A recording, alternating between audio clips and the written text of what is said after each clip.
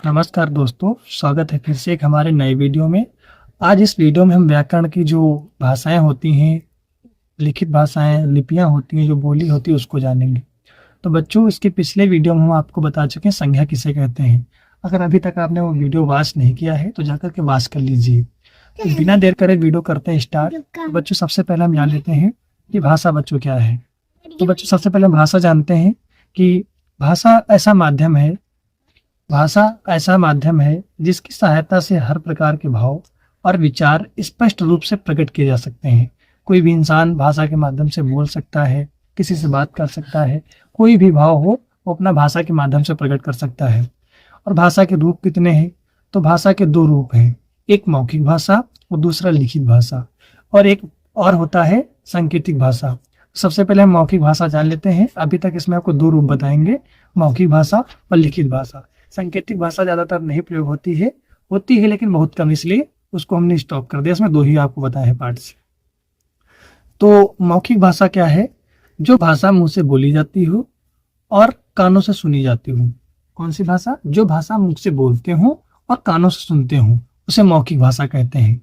उदाहरण के तौर पर जैसे कि समाचार सुनना। आप जैसे रेडियो से समाचार सुनते हैं तो आप कानों से सुनते हैं, और वो जो सामने वाला जो रेडियो में बोलता है वो मुख से बोलता है।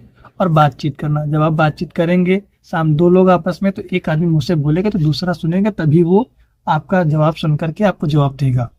फिर फोन पर बातें करना, ये सभी इसके उदाहरण हैं। फिर आगे दूसरा देखते हैं, लिखित भाषा।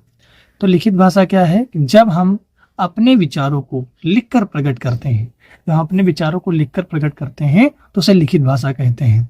उदाहरण के लिए हम जैसे बताएं, जैसे कि पत्र है, पुस्तकें हैं, समाचार पत्र है आदि। इनमें क्या होता है कि जो भी हम भाषा को करते हैं वो सारी भाषा हम प्रकट करते हैं, सारी भाषा हम लिख कर प्रकट करते हैं। जैसे हम आपको पढ़ा रहे हैं तो अब लिखित भाषा है, हम आपको लिख करके आपको पढ़ा रहे हैं, ये कौन सी भाषा है? लिखित। और हम जो मुंह से बोल रहे हैं ये मौखिक भाषा है। और बोली क्या होती है बच्चों? तो बोली क्या होती है? जो भाषा के क्षेत्रीय रूप को बोली कहते हैं। जैसे हमारे अवध प्रांत में अवधी बोली जाती है, कहीं कहीं जैसे आजमगढ़ में है वहाँ भोजपुरिया बोली जाती है। तो एक इलाका होता है, जो मतलब इलाका, जिस इलाका में जो बोली बोली जाती है उसे हम बोली कहते हैं। फिर जान लेते हैं लिपि क्या होता है। तो उच्चारित भाषा के लिखने की निर्धारित विधि को लिपि कहते हैं। जो लिपि हम लोग जो अक्षर लिखते हैं, जो लोग हम शब्द लिखते हैं, उसी को हम लिपि कहते हैं। उदाहरण के लिए जैसे कि अगर हम अंग्रेजी लिखते हैं तो अंग्रेजी की लिपि क्या है? रोमन। और उर्दू की लिपि है फारसी। और तमिल की लिपि जो है तमिल ही है। और यहाँ मराठी, नेपाली और संस्कृत, इन तीनों की जो लिपि है वो देवनागरी है।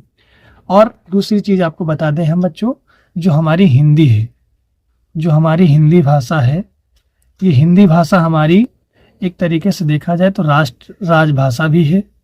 अब राजभाषा क्या होता है? जो राज्य में बोली जाती है, जो कानूनों एवं ऑफिसों में बोली जाती है, उसे राजभाषा कहते हैं।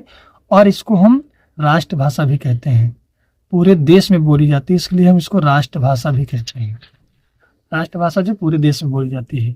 और इसको हम मातृभाषा भी कहते हैं। इसको हम मातृभाषा भी कहते हैं। क्यों? क्योंकि जन्म से जो बच्चा जिस भाषा में पला होता है उसको मातृभाषा कहते हैं। अब बच्चों, अगला सवाल क्या है कि हिंदी दिवस कब मनाया जाता है भारत में? इसका जवाब आप कमेंट बॉक्स में बताएंगे। थैंक यू बच्चों, आशा करते हैं आपको पूरा वीडियो समझ में आया होगा। मिलते हैं नेक्स्ट वीडियो में।